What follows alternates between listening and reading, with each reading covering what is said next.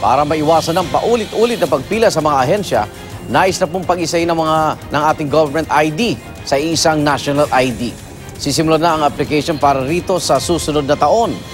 Narito ang unang balita ni Tina Panganiban Perez.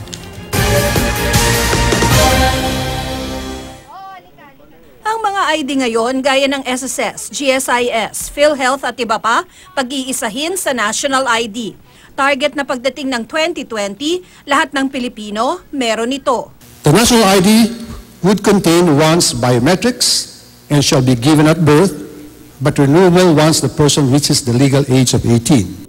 Ayon kay Jokno, inaayos na ang executive order para rito. Pero kahit may national ID na, kailangan pa rin kumuha ng driver's license kung gustong magmaneho at passport kung gustong mag-abroad. Halimbawa po yung Marawi, hindi pa natin alam kung paano ang magbigay, nire-register natin paulit-ulit. With the national ID, hindi na natin kailangan gawin yan.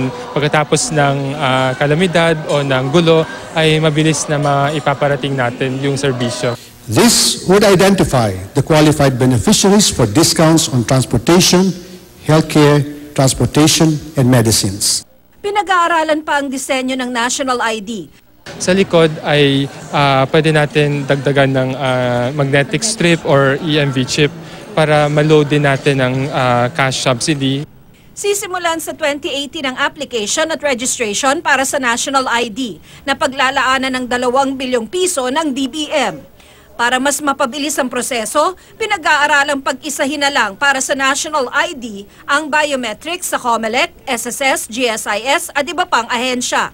Ang Philippine Statistics Authority ang hahawak sa impormasyon ng lahat ng Pilipino at magpapalabas ng ID na malamang ay ibigay raw ng libre. Simulan po natin sa mga mahihirap, sa senior citizen, PWD. We have 105 million Filipinos. Kung gusto natin 1 year lahat, baka mahaba yung pila. Pero tuto sa national ID ang bayan muna dahil panghihimasok daw ito sa privacy ng isang individual at posible rin daw makaapekto sa pambansang seguridad dahil isang US company raw ang kakontrata ng PSA para sa civil registry system nito. Para sa unang balita, Tina Panganiban Perez reporting.